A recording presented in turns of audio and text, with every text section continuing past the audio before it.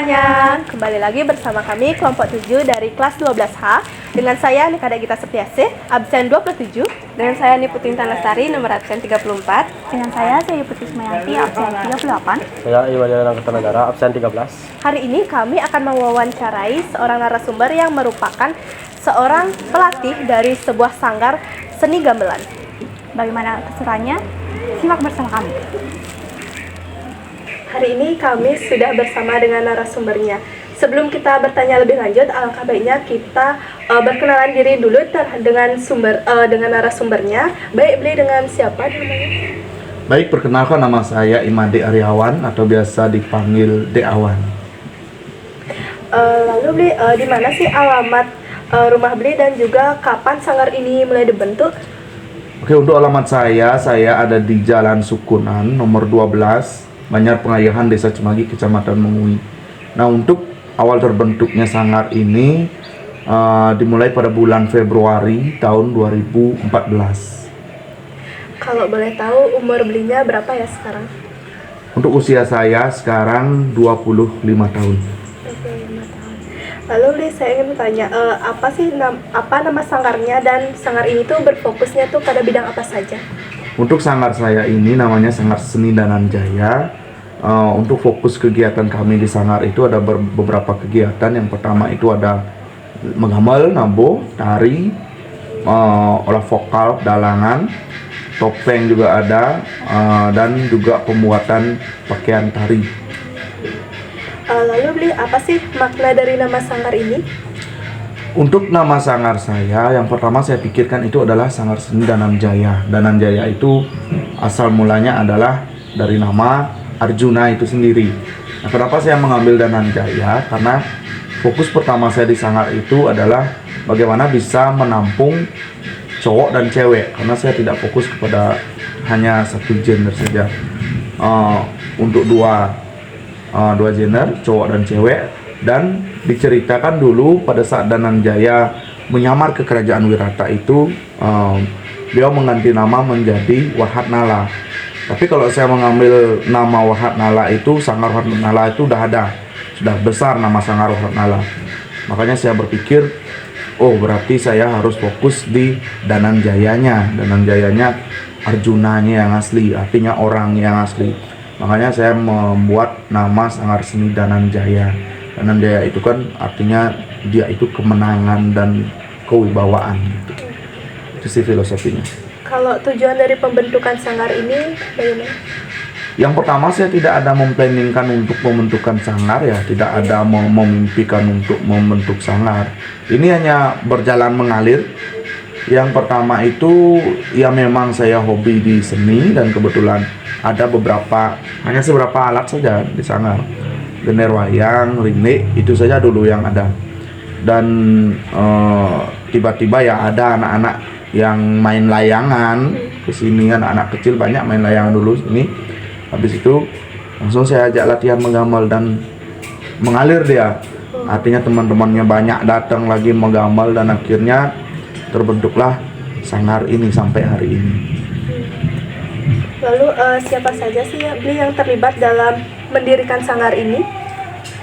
Kalau masalah yang terlibat itu yang pertama sudah pasti saya dan keluarga di sini.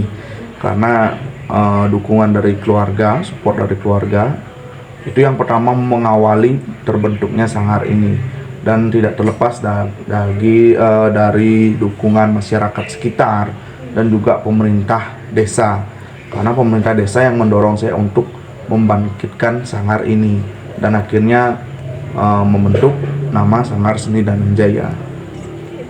Jadi saja saya ingin bertanya dengan pendapat Bi sebagai selaku pelaku seni, apa sih perbedaan antara gamelan di Bali dengan di luar Bali? Hanya sekilas yang saya tahu, misalnya gamelan di Bali dan di luar Bali itu ada beberapa perbedaan. Karena gamelan Bali itu jika kita perdalam, sangat banyak sekali ada jenis gamelan Bali dan sangat banyak sekali dari segi teknik, dari segi fungsi. Misalnya kalau di luar yang saya lihat ya, gamelannya hanya itu dan pola-polanya hanya itu. Tapi ketika di Bali menggunakan gamelan misalnya untuk orang ngaben, lain lagi gamelan angklung. Mengiringi orang membawa wadah ke setro, Beleganyur lagi. Apa makna, apa simbolis Beleganyurnya? Pasukan yang bersemangat. Banyak sekali ada filosofinya. Begitu juga dari teknik megeding. Di gamelan dikenang ada namanya teknik mepupuh, ada menggila, ada. Itu kalau saya rasa di Bali itu seni itu sangat kaya sekali. Suatu gamelan itu kita perdalam itu tidak ada habisnya. Tapi kalau di luar Bali yang saya lihat ya sudah hanya sebatas alat musik dan hanya sebatas pengiring saja. Untuk filosofi mendalamnya itu kurang saya temukan daripada dibandingkan dengan di Bali. Baik, selanjutnya kalau boleh tahu siapa sih yang ikut mengurus sanggar ini, dan untuk dirinya sendiri apa peran dalam sanggar ini? Oke, untuk yang mengurus sanggar ini kebetulan ada saya, kakak, dan juga ada teman-teman yang tergabung di sanggar itu yang ikut mengurus. Dan kebetulan di sanggar ini peran saya sebagai pelatih dan sebagai pelopor atau ketua di sanggar ini. Baik saja.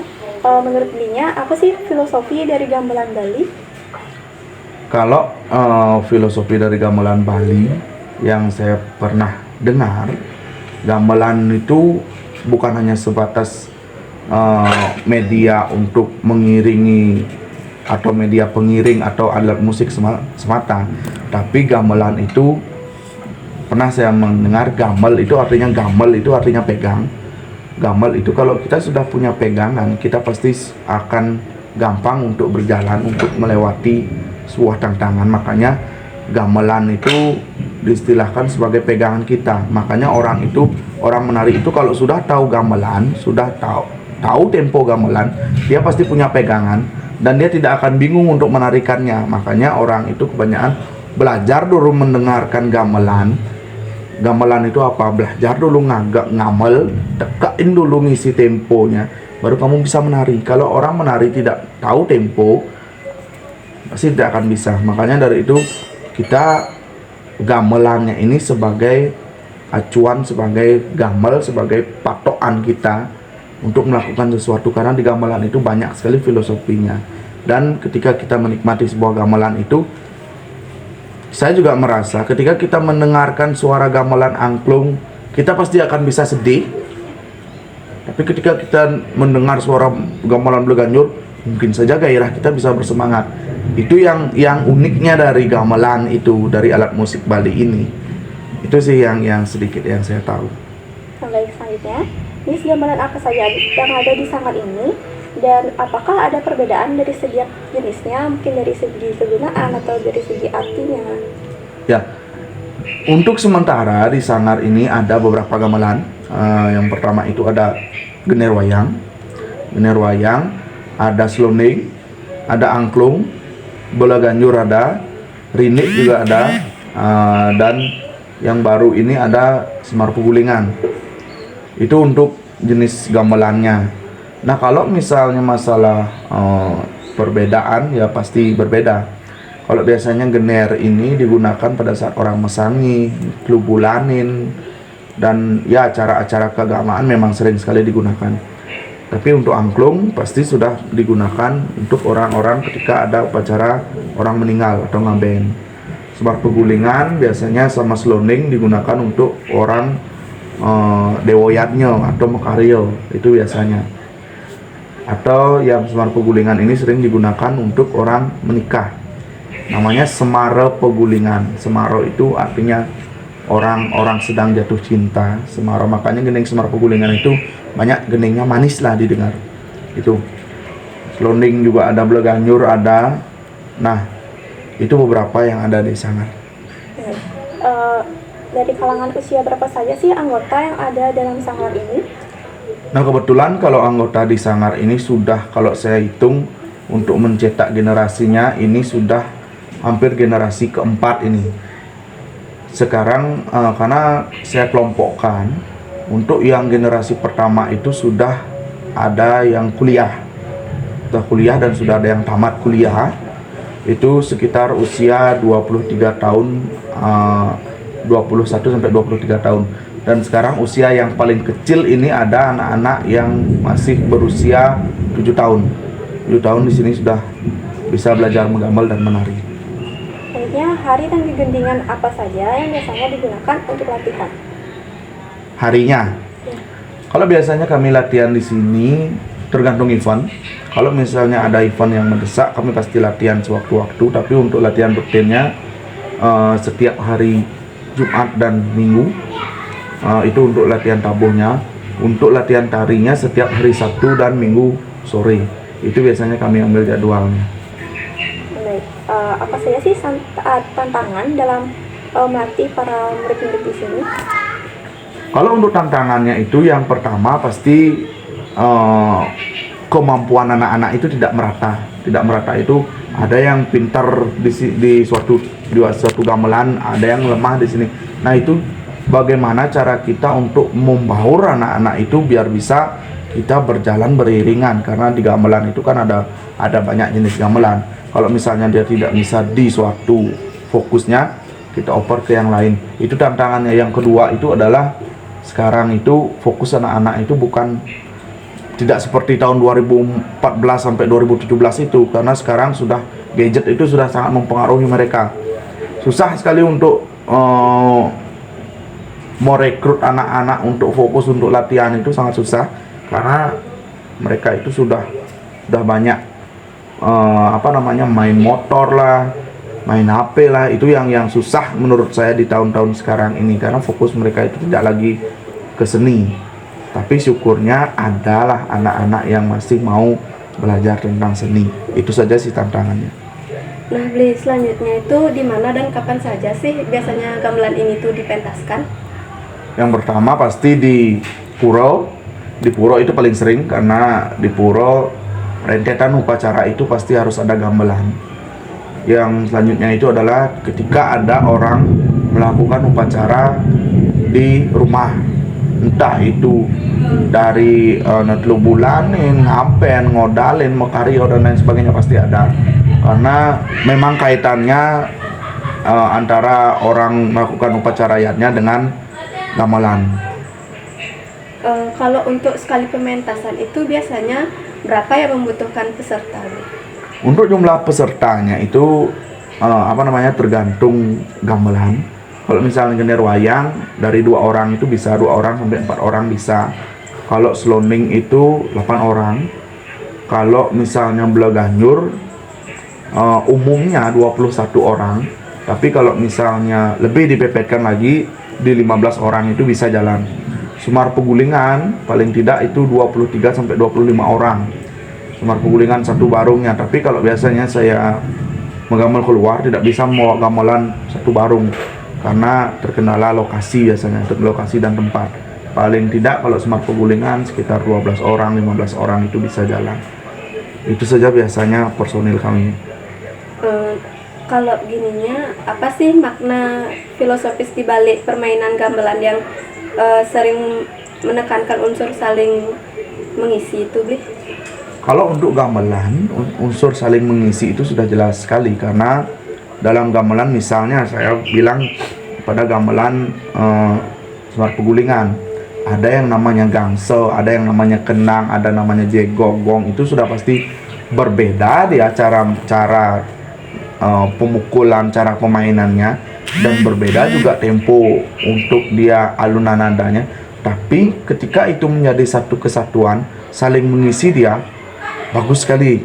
Karena ini makna dari gamelan, karena tidak semua akan temponya itu cepat. Misalnya gangselnya itu ngotek, jublangnya itu dia memberikan melodi, gongnya itu memberikan tempo yang tempo akhirnya, tuk-tuknya memberikan tempo bagaimana perjalanan geningnya itu, kenangnya memberikan angsel, ceng-cengnya memberikan keramaian. Itu loh, menjadi satu kesatuan, dia sangat manis sekali jadinya. Itu filosofi dari gamelan itu, kita semua itu saling mengisi gitulah, saling mengisi. Dan juga kalau saya pernah mendengar kalau dalam gamelan itu ugal itu sebagai pemimpin, kenang itu juga sebagai pemimpin. Pemimpin itu harus konek. Pemimpinlah yang memberikan tanda untuk bawahannya agar bisa mengikuti. Itu biasanya filosofinya bagaimana kita harus kompak, karena kalau menggambar itu tidak kompak tidak bisa jalan dia. Itu sih. Bagaimana respon masyarakat di sini dengan adanya sanggar beli di desa ini, Bli? Ya bukannya saya mau membanggakan diri ya, mohon maaf sekali sebelumnya. Kalau dari respon masyarakat yang saya terima selama ini, responnya sangat bagus. Karena apa? Yang pertama, masyarakat merasa sangat terbantu. Masyarakat merasa sangat terbantu untuk adanya sanggar ini, karena dalam upacara agama masyarakat itu bisa lebih mudah untuk mencari gamelan, seni-seni wali, sangat gampang sekali. Dan masyarakat pun sudah mengakui semenjak adanya sanggar ini mulailah berkembang kesenian di desa. Karena zaman dulu, kalau dulu itu susah sekali mencari gener wayang, mencari penapung, mencari topeng wayang, itu di desa sangat susah. Tapi sekarang ketika sudah ada seni, sudah ada sanggar ini, lebih gampang masyarakat untuk mengakses itu. Terus gimana sih pesan dan kesan Bli selama mendirikan dan mengurus sanggar ini selama kurang lebih 11 tahun ya tadi? 11 tahun ya. Kalau misalnya pesan-pesan pasti ada suka dukanya. Kalau sukanya dari dulu itu ya pasti kebersamaan, proses, dan sampai akhirnya dari dulu mulai dari hal yang kecil, dari uang pribadi untuk mengelola ini sampai akhirnya diperhatikan oleh pemerintah desa, diberikan bantuan untuk berkegiatan, diberikan gamelan selonding, dan akhirnya baru di tahun lalu kami diberikan bantuan oleh pemerintah Kabupaten Badung seperangkat satu barung Semar Pegulingan. Ya artinya seperti itulah prosesnya, karena saya tidak pernah diam dan tidak pernah berhenti untuk berproses, karena selalu berusaha untuk mencetak generasi dan selalu berkesenian apapun keadaannya, walaupun di tengah Covid 2020, walaupun di tengah terpaan modernisasi, ya kami tetap jalan di sini. Gimana sih cara Bli menjaga kelestarian seni gamelan ini di era modernisasi ini? Kalau untuk menjaga kelestariannya ini, yang pertama kami motivasi anak-anak bahwa ketika mempelajari seni itu tidak ada ruginya. Yang pertama itu kita bisa melestarikan budaya. Artinya siapa lagi yang akan meneruskan ini kalau bukan kita? Yang kedua, siapa yang tidak berorientasi kepada ekonomi, kepada materialistis? Pasti saya mengajak anak-anak itu menggambar, ayo belajar menggambar, karena tidak ada ruginya. Kalau kamu belajar menggambar, kamu nanti akan dapat uang. Uangnya itu akan kembali ke kamu, ke kita sendiri. Sekali menggambar, kita menggambar berapa per 2 jam itu berapa dapat uang. Artinya ada income yang kita dapat, tidak percuma kita belajar menggambar. Apalagi dalam pengelolaan sanggar ini pasti akan memberikan benefit atau memberikan nilai dari nilai ekonominya, tidak hanya sekedar belajar cuma-cuma. Terima kasih Bli atas waktunya untuk wawancara hari ini. Nah itu tadi teman-teman hasil wawancara kita tentang sanggar Dananjaya. Sekian dari kami, terima kasih, sampai jumpa.